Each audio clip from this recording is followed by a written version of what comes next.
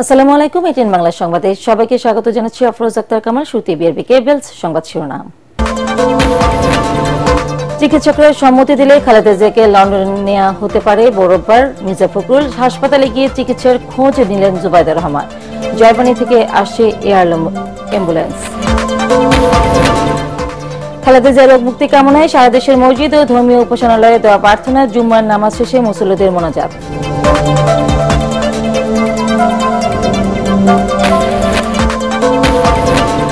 কোন ধরনের ফ্যাসিবাদকে আর বাংলার জমিনে বরদাস্ত করা হবে না। চট্টগ্রামের লালদিঘি ময়দানের সমাবেশে জামায়াত আমির শফিকুর রহমানের হুঁশিয়ারি।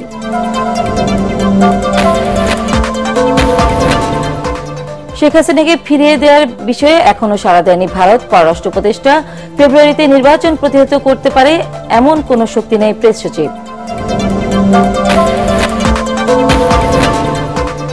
এবং সমন্বিত উদ্যোগ ছাড়া ভূমিকম্প মোকাবেলা সম্ভব নয়। রাজুক চেয়ারম্যান, ঝুঁকি প্রতিরোধের প্রস্তুতিতে আমলাতন্ত্রই বড় বাধা।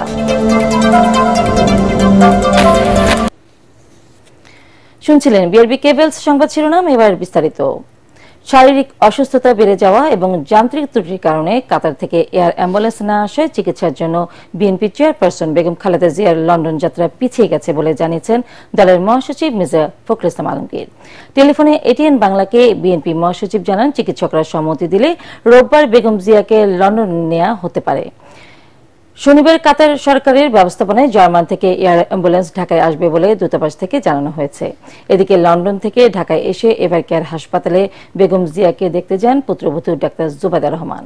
খালেদা জিয়ার অভ্যন্তরীণ রক্তক্ষরণ বন্ধ হয়েছে বলে জানিয়েছেন মেডিকেল টিমের সদস্যরা। বিস্তারিত জানাচ্ছেন মনিরুল আহসান। গুরুতর অসুস্থ বিএনপি চেয়ারপারসন বেগম খালেদা জিয়াকে উন্নত চিকিৎসার জন্য লন্ডন নেওয়া হবে এমন ঘোষণায় সারা দেশের লাখো নেতাকর্মী কিছুটা স্বস্তি প্রকাশ করলেও উদ্বেগের নতুন খবর, পিছিয়ে গেছে দলীয় প্রধানের বিদেশ যাত্রা। নয়াপল্টনে জুম্মার নামাজ শেষে সাংবাদিকদের বিএনপি মহাসচিব মির্জা ফখরুল ইসলাম আলমগীর এ তথ্য জানিয়ে বলেন, বৃহস্পতিবার শারীরিক অসুস্থতা বেড়ে যাওয়ায় এখনই বেগম জিয়াকে বিমান ভ্রমণের অনুমতি দিচ্ছেন না চিকিৎসকরা। উচ্চমানের চিকিৎসকরা তার চিকিৎসা করছেন, কিন্তু এই চিকিৎসার আরো উন্নত হাসপাতালে করা প্রয়োজন বলে সবাই মনে করছেন। সেই কারণে তাকে ইংল্যান্ডের হাসপাতালে নিয়ে যাওয়ার সিদ্ধান্ত হয়েছে। তবে তিনি এখনো গুরুতর অসুস্থ, সেই কারণে তিনি ফ্লাই করতে পারবেন কিনা সেটা ডাক্তাররা নিশ্চিত করলেই তাকে ফ্লাই করে নিয়ে যাওয়া হবে। মির্জা ফখরুল আরো জানান, সব ঠিক থাকলে শনিবার কাতার থেকে এয়ার অ্যাম্বুলেন্স ঢাকায় আসবে এবং মেডিকেল বোর্ডের সম্মতি পেলে রোববার লন্ডনের উদ্দেশ্যে যাত্রা করবেন বেগম জিয়া। চিকিৎসকরা প্রাণপণে চেষ্টা করছেন এবং আশা করছেন যে তিনি আগামীকাল যদি এয়ার অ্যাম্বুলেন্স এসে পৌঁছায় কাতার থেকে, তাহলে আগামী পরশু অর্থাৎ রোববার তাকে লন্ডনে নিয়ে যাওয়া সম্ভব হবে। এদিকে গুরুতর অসুস্থ শাশুড়িকে দেখতে লন্ডন থেকে ঢাকায় এসেছেন তারেক রহমানের স্ত্রী ডাক্তার জুবাইদা রহমান। শুক্রবার সকালে বিমানবন্দর থেকে বেগম জিয়াকে দেখতে সরাসরি এভারকেয়ার হাসপাতালে যান বড় পুত্রবধূ। সব ঠিক থাকলে চিকিৎসার জন্য লন্ডন যাত্রায় বেগম জিয়ার সঙ্গী হবেন ডাক্তার জুবাইদা রহমান। গেল 23 নভেম্বর থেকে শারীরিক নানা জটিলতা নিয়ে গুরুতর অসুস্থ সাবেক প্রধানমন্ত্রী বেগম খালেদা জিয়া রাজধানীর এভারকেয়ার হাসপাতালে চিকিৎসাধীন রয়েছেন। মইনুল আহসান, এটিএন বাংলা, ঢাকা। খালেদা জিয়ার রোগ মুক্তি কামনায় দেশের সব মসজিদ, মন্দির ও ধর্মীয় উপাসনালয়ে দোয়া ও প্রার্থনার কর্মসূচি পালন করা হয়। এর অংশ হিসেবে নয়াপল্টনে দলের কেন্দ্রীয় কার্যালয়ের সামনে মসজিদে দোয়া মাহফিলে অংশ নেন বিএনপির মহাসচিব মির্জা ফখরুল ইসলাম আলমগীর সহ অঙ্গ ও সহযোগী সংগঠনের নেতাকর্মী ও সাধারণ মুসল্লিরা। এদিকে রোগ মুক্তি কামনায় সারা দেশের মসজিদ ও ধর্মীয় উপাসনালয়ে দোয়া প্রার্থনার আয়োজন করে ধর্ম বিষয়ক মন্ত্রণালয়। কামরুজ্জামান রাজীবের রিপোর্ট। গুরুতর অসুস্থ অবস্থায় গত 7 দিন দেশি বিদেশি চিকিৎসকদের নিবিড় পর্যবেক্ষণে আছেন বিএনপির চেয়ারপারসন বেগম খালেদা জিয়া। উন্নত চিকিৎসার জন্য তাকে নিয়ে যাওয়া হবে ইংল্যান্ডের হাসপাতালে। তার রোগ মুক্তি কামনায় সারা দেশের মসজিদ, মন্দির, উপাসনালয়ে দোয়া ও প্রার্থনার আয়োজন করে বিএনপি। এরই অংশ হিসেবে নয়াপল্টন জামে মসজিদে জুম্মার নামাজের পর দোয়া মাহফিলে অংশ নেন বিএনপি মহাসচিব।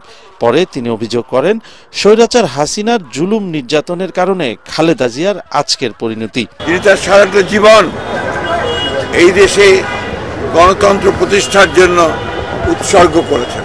বিগত হাসিনা ফ্যাসিস্ট সরকার তার প্রতি যে অন্যায় আচরণ করেছেন, নির্যাতন করেছেন, নিপীড়ন করেছেন, দীর্ঘ 6 বছর তাকে কারারুদ্ধ করে রাখা হয়েছে।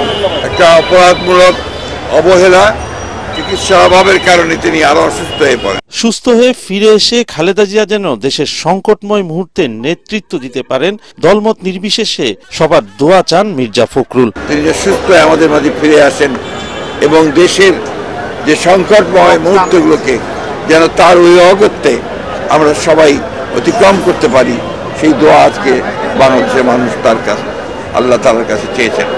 আমি আবারও পরম করুণাময় আল্লাহ তাআলার কাছে দোয়া করছি, প্রার্থনা করছি যে আল্লাহ তাআলা যেন তাকে সুস্থ করে আবার আমাদের মাঝে ফিরিয়ে নিয়ে আসেন। খালেদা জিয়ার সুস্থতা কামনায় কুড়িগ্রাম শহরের সদরপাড়া জামে মসজিদে দোয়া মাহফিলে অংশ নেন বিএনপির সিনিয়র যুগ্ম মহাসচিব রুহুল কবির রিজভী। বড় ধরনের কোনো সংকট তৈরি না হলে ফেব্রুয়ারির রমজানের আগে নির্বাচনেই সেখানে বিএনপি অংশগ্রহণ করার সকল প্রস্তুতি সম্পন্ন করেছে। এছাড়া খুলনা, বরিশাল, বগুড়া, সিরাজগঞ্জ, নাটোর সহ দেশের প্রায় সব মসজিদে দোয়া অনুষ্ঠিত হয়েছে। খালেদা জিয়ার রোগ মুক্তি ও সুস্থতা কামনায় সরকারিভাবে সারা দেশের মসজিদে বিশেষ দোয়া এবং মন্দির, প্যাগোডা ও গির্জায় প্রার্থনা অনুষ্ঠিত হয়েছে। কামরুজ্জামান রাজীব, এটিএন বাংলা। কোনো ধরনের ফ্যাসিবাদকে আর বাংলার জমি বরদাস্ত করা হবে না বলে মন্তব্য করেছেন বাংলাদেশ জামায়াতে ইসলামীর আমির ডক্টর শফিকুর রহমান। চট্টগ্রামের ঐতিহাসিক লালদিঘির ময়দানে জামায়াতে ইসলামী সহ 8 দলের সমাবেশে একথা বলেন তিনি। এ সময় আগামী নির্বাচন পেছাতে ষড়যন্ত্র চলছে বলে অভিযোগ করেন বক্তারা।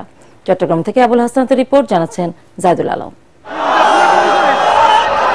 জুলাই জাতীয় সনদ বাস্তবায়ন, গণভোট সহ 5 দফা দাবিতে চট্টগ্রামের ঐতিহাসিক লালদিঘির ময়দানে জামাত সহ আন্দোলনরত 8 দলের সমাবেশে সকাল থেকেই ঢল নামে নেতাকর্মীদের। দুপুরের মধ্যে সভাস্থল ও আশেপাশের এলাকা পূর্ণ হয়ে যায় তাদের উপস্থিতিতে। এ সময় ফ্যাসিবাদের প্রতি হুঁশিয়ারি উচ্চারণ করেন জামাতের আমির ডাক্তার শফিকুর রহমান।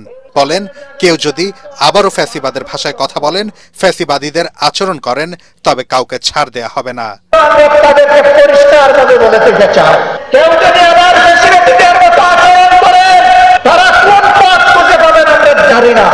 আমরা অতীতে রুখে দিয়েছিলাম আল্লাহর উপর ভরসা করে, ভবিষ্যতে কেউ মাথা তুললে তাও রুখে দেওয়া হবে ইনশাআল্লাহ।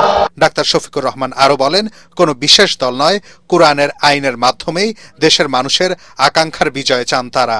আমরা কোনো বিশেষ দলের বিজয় চাচ্ছি না, আর দলেরও বিজয় চাচ্ছি না।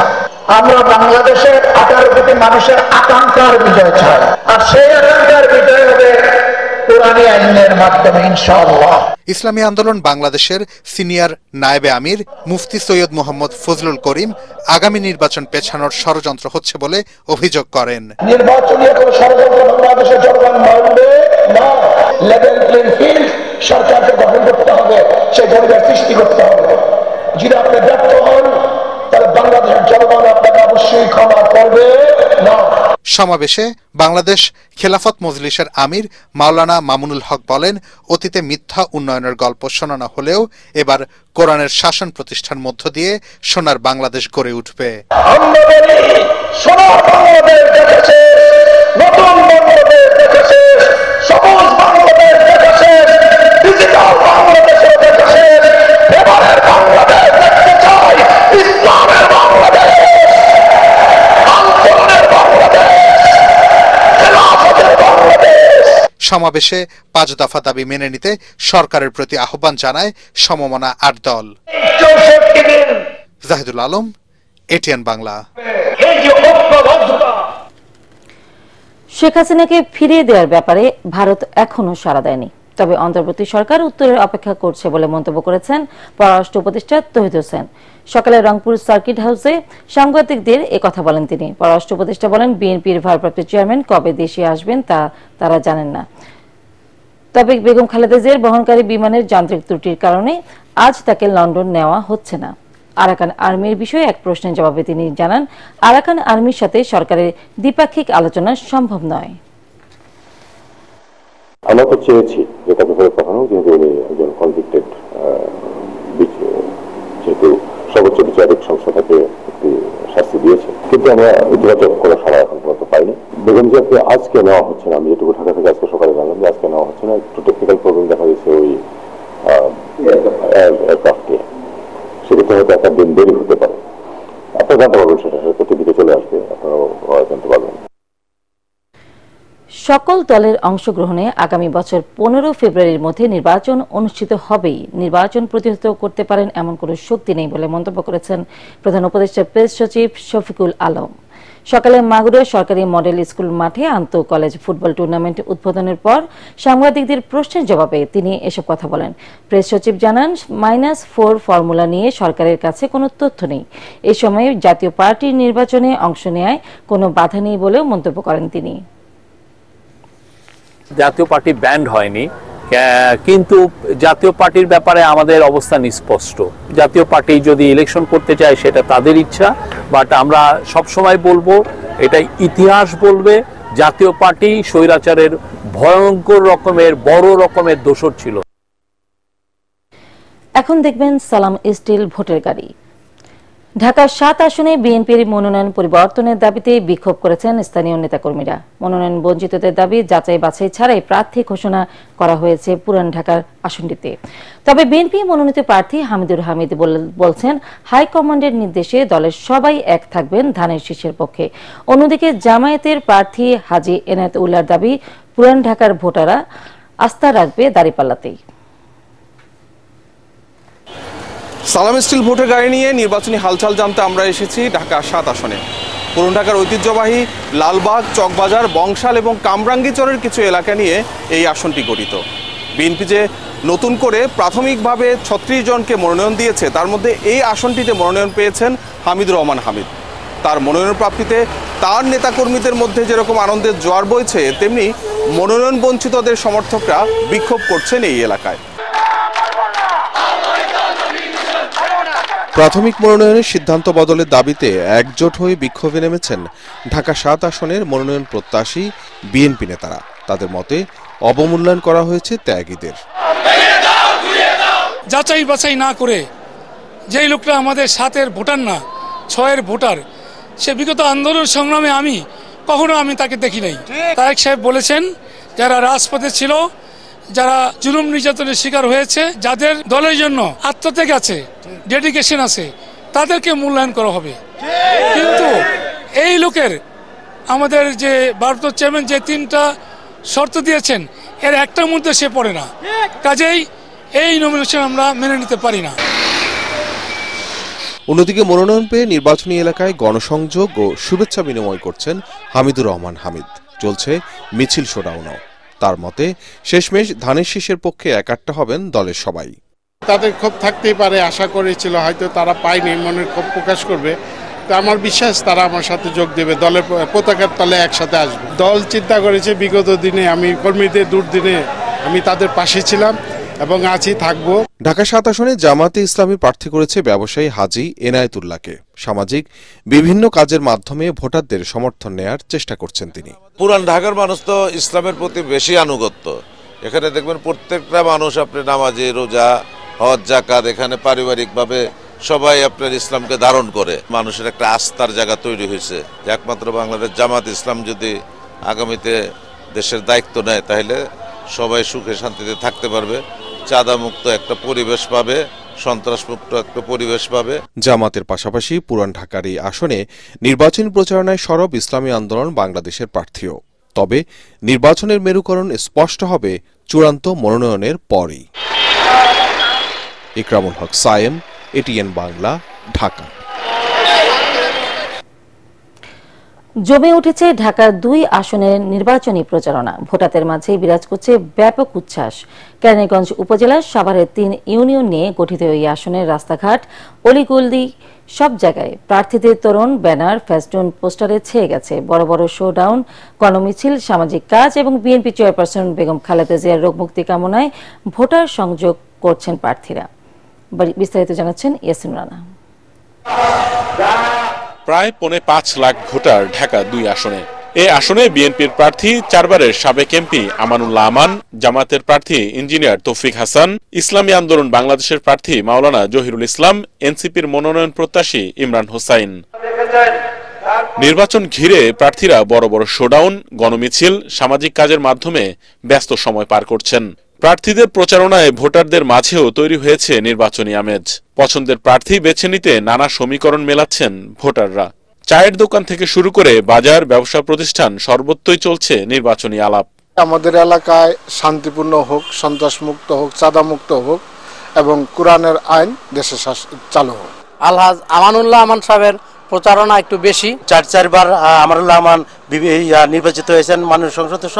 তিনি কেরানীগঞ্জের প্রত্যেকটা প্রত্যন্ত অঞ্চলে বিদ্যুৎ, গ্যাস, রাস্তাঘাট, ব্রিজ সব তিনি আমাদের করে দিয়েছেন। ঢাকা 2 আসনের ইসলামী আন্দোলন বাংলাদেশের প্রার্থী মাওলানা জহিরুল ইসলাম ব্যস্ত সময় পার করছেন প্রচারণায়। জামাতের প্রার্থী ইঞ্জিনিয়ার তৌফিক হাসান মডেল আসন গড়ার পরিকল্পনা নিয়ে ভোটারদের দ্বারে দ্বারে যাচ্ছেন। বিগত 54 বছরের স্বাধীনতার পরে এরকম কাঙ্ক্ষিত মানের উন্নয়ন হয় নাই, যার কারণে আমরা এই কেরানীগঞ্জে সামগ্রিক অবকাঠামোর উন্নয়ন, মানুষের সকলের মৌলিক অধিকার প্রতিষ্ঠার জন্য আমরা 10 দফা কর্মসূচি ঘোষণা করেছি। যেহেতু আমি একজন সিভিল ইঞ্জিনিয়ারিং এর ছাত্র, এই জন্য এই ঢাকা 2 আসনটাকে মোটামুটি আমি একটা মাথার মধ্যে একটা নকশা তৈরি করে ফেলছি। চ্যালেঞ্জ আমাদের একটাই, আমরা জনগণের কাছে যাওয়া এবং তাদেরকে আমাদের যে প্রতিশ্রুতিগুলি এইগুলি ঠিকঠাক মতো তাদের কানে পৌঁছে দেওয়া।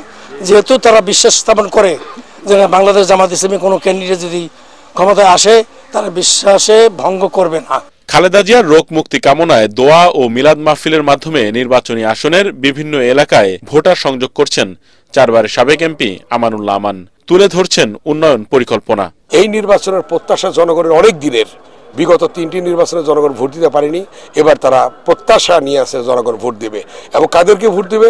উন্নয়নের জন্য, শান্তির জন্য, দেশের স্বাধীনতা সার্বভৌমত্ব রক্ষার জন্য যারা কাজ করেছে, যারা কাজ করবে তাদেরকেই ভোট দেবে। এবং ইনশাল্লাহ সারা বাংলাদেশে যে জোয়ার উঠেছে, বিএনপি ইনশাল্লাহ জয়লাভ করবে। ভোটাররা বলছেন সৎ যোগ্য প্রার্থীকে ভোট দিবেন যেন উন্নয়নের পাশাপাশি ভূমি দখলবাজ, চাঁদাবাজ মুক্ত ও কৃষিবান্ধব এলাকা গড়ে ওঠে। ইয়াসিন রানা, এটিএন বাংলা, ঢাকা। ধীরে ধীরে জমে উঠেছে মানিকগঞ্জের নির্বাচনী প্রচারণা। মাঠঘাট থেকে চায়ের দোকান সবখানে চলছে আগামী সংসদ নির্বাচন নিয়ে আলোচনা, চলছে প্রার্থী নির্বাচনী হিসাব নিকাশ। অন্যদিকে ভোটারদের মন জয় করতে প্রার্থীরা দিচ্ছেন নানান প্রতিশ্রুতি। মানিকগঞ্জ প্রতিনিধি শহীদুল ইসলাম সুজনকে সাথে নিয়ে তরিক ইসলামের রিপোর্ট। লোকসঙ্গীতার হাজারীগুড় খ্যাত মানিকগঞ্জ মূলত কৃষিপ্রধান এলাকা। রাজধানীর খুব কাছে হওয়ায় মানিকগঞ্জে গড়ে উঠেছে অসংখ্য শিল্প কলকারখানা। তারপরেও উন্নয়নের স্পর্শ নেই মানুষের জীবনে।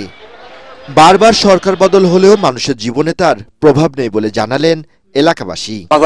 ভালো মতো রাখবো, থাউম শান্তির মতো থাউম, কায়দা কাজ না লাগে, কায়দা না লাগে, এইভাবে থাকলে বাদে তো ভালো।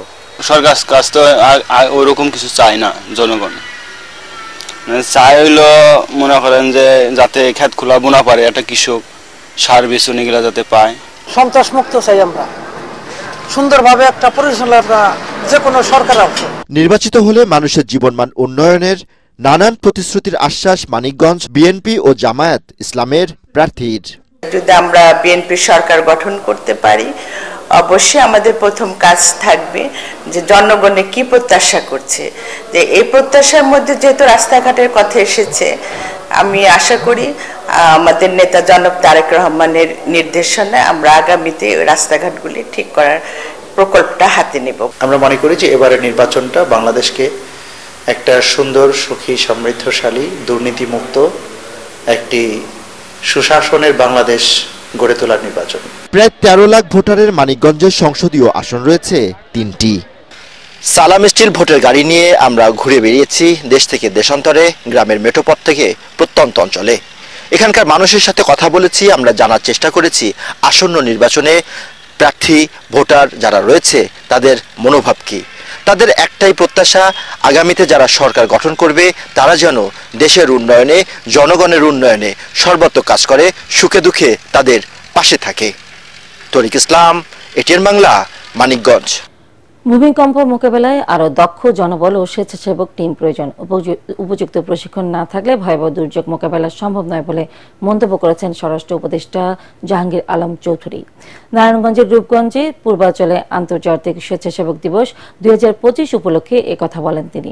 স্বরাষ্ট্র উপদেষ্টা বলেন, দুর্যোগ মোকাবেলায় উন্নত ও আধুনিক প্রশিক্ষণ গুরুত্ব দিচ্ছে সরকার। এই সময় তিনি আরও বলেন, যে আইনে জনগণ সুবিধা পাবে সেই আইনই সবচেয়ে বেশি গ্রহণযোগ্য হবে।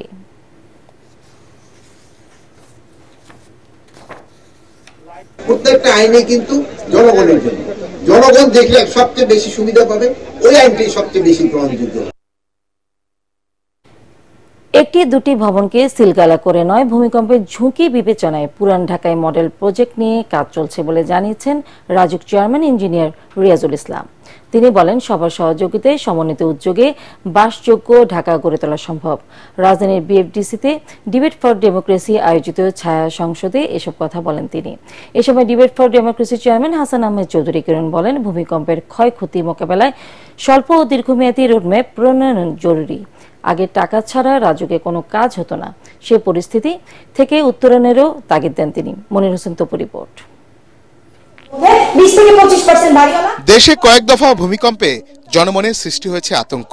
বড় ভূমিকম্পের শঙ্কার কথাও বলছেন বিশেষজ্ঞরা। এ অবস্থায় ঘনবসতিপূর্ণ ঢাকাকে নিয়ে নতুন করে ভাবতে হচ্ছে সরকারকে। ভূমিকম্পের ক্ষয়ক্ষতি রোধে ভবন মালিকদের দায়িত্বশীলতা নিয়ে এই বিতর্ক প্রতিযোগিতার আয়োজন করে ডিবেট ফর ডেমোক্রেসি। ভবন মালিকেরা সরকারের সেই নিয়মটি মানেনি। আজকে যদি ভবন মালিক নিয়ম না মানে তাহলে সমাধান কি হবে? এ সময় রাজুকের দায়বদ্ধতার কথা স্বীকার করে সংস্থাটির চেয়ারম্যান ইঞ্জিনিয়ার রিয়াজুল ইসলাম জানান, 1900 জনবল নিয়ে আইন বাস্তবায়ন করা কষ্টসাধ্য, তাই তদারকিতে আলাদা সংস্থার প্রয়োজনীয়তার কথা তুলে ধরেন তিনি।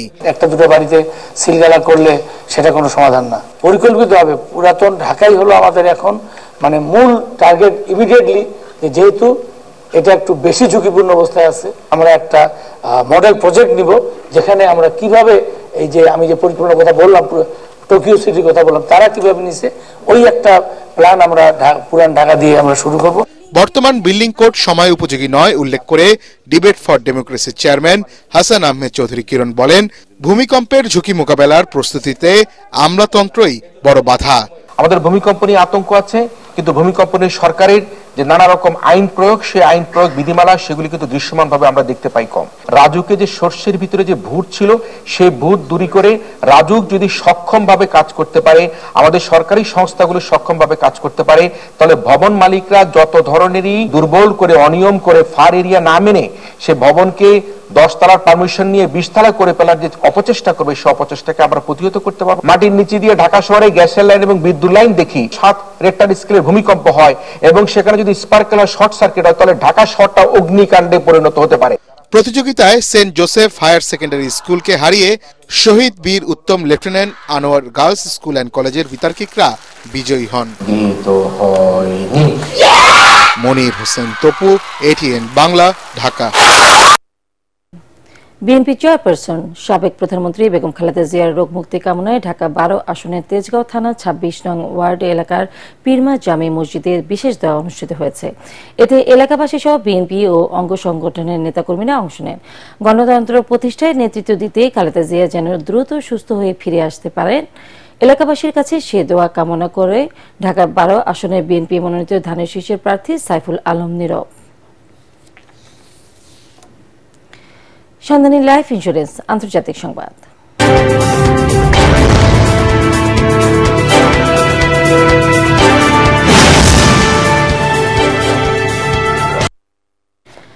ভারতের জন্য নিরবচ্ছিন্ন জ্বালানি সরবরাহ করা হবে বলে জানিয়েছেন রাশিয়ার প্রেসিডেন্ট ভ্লাদিমির পুতিন। ভারতের প্রধানমন্ত্রী নরেন্দ্র মোদীর সাথে দীর্ঘ বৈঠকের পর এই ঘোষণা দেন তিনি। দিল্লির হায়দ্রাবাদ হাউসে এই বৈঠক অনুষ্ঠিত হয়। এ সময় তিনি আরো বলেন, তেল, গ্যাস, কয়লা, ভারতের জ্বালানি উন্নয়নের জন্য যা যা প্রয়োজন রাশিয়ার সবকিছুরই নির্ভরযোগ্য সরবরাহকারী। পুতিন আরও জানান, সন্ত্রাসবাদের বিরুদ্ধে লড়াইয়ে একসাথে কাজ করছে দুই দেশ। মস্কো ভারতের সন্ত্রাসবাদের বিরুদ্ধে লড়াইয়ে একজন দৃঢ় সমর্থক বলেও জানান তিনি। এ সময় ভারতের প্রধানমন্ত্রী নরেন্দ্র মোদী জানান, চ্যালেঞ্জ ও সংকটের মধ্যেও ভারত রাশিয়ার বন্ধুত্ব অটল রয়েছে। আলোচনায় দুই দেশের সহযোগিতা জোরদারের উদ্দেশ্যে বহু নতুন চুক্তি সই হয়েছে। বিশ্বের 30টিরও বেশি দেশের নাগরিকদের যুক্তরাষ্ট্রে প্রবেশে নিষেধাজ্ঞা জারির সিদ্ধান্ত নিয়েছে মার্কিন department of homeland security. Fox নিউজের অনুষ্ঠানে এই সংখ্যা 36 হতে পারে বলে জানিয়েছেন মার্কিন স্বরাষ্ট্রমন্ত্রী ক্রিস্টি নোয়েম। কোন দেশে যদি স্থিতিশীল সরকার না থাকে, যারা নিজেরা টিকে থাকতে পারে না, এমন দেশের নাগরিকদের যুক্তরাষ্ট্র ভ্রমণের সুযোগ থাকা উচিত নয় বলে মনে করে ট্রাম্প প্রশাসন। বর্তমানে যুক্তরাষ্ট্রের ভ্রমণ নিষেধাজ্ঞার আওতায় রয়েছে থাকা 19টি দেশ হল Afghanistan, Myanmar, Burundi, Chad, Cuba, Republic of Congo, Equatorial Guinea, Eritrea, Haiti, Iran, Laos, Libya, Sierra Leone, Libya, Somalia, Sudan, Togo, Turkmenistan, Venezuela এবং ইয়েমেন। এবার খেলার খবর।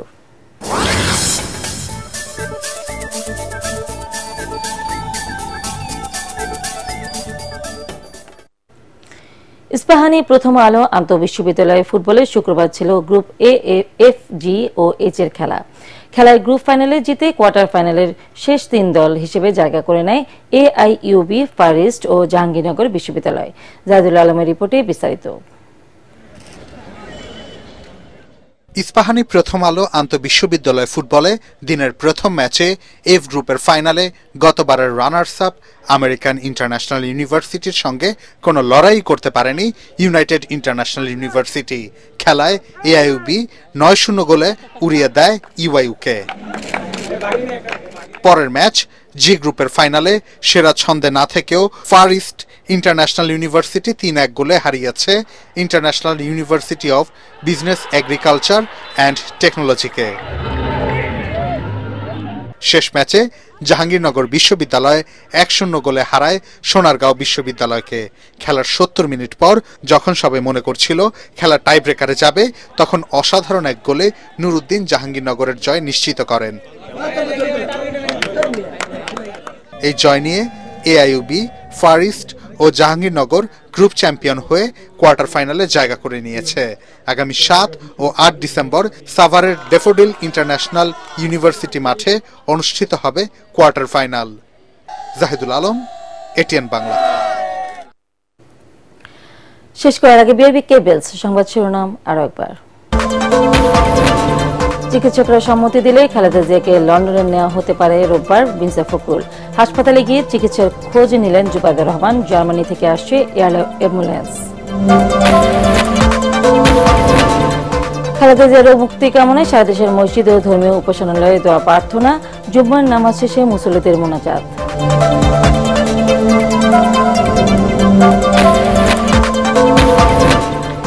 কোন ধরনের ফ্যাসিবাদকে আর বাংলার জমিনে বরদাস্ত করা হবে না। চট্টগ্রামের লালদিঘি ময়দানের সমাবেশে জামায়াত আমির শফিকুর রহমানের হুঁশিয়ারি।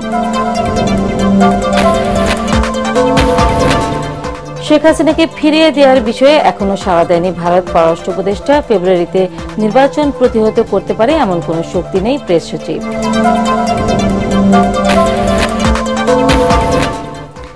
এবং সমন্বিত উদ্যোগ ছাড়া ভূমিকম্প মোকাবেলা সম্ভব নয়, রাজুক চেয়ারম্যান। ঝুঁকি প্রতিরোধের প্রস্তুতিতে আমলাতন্ত্রই বড় বাধা।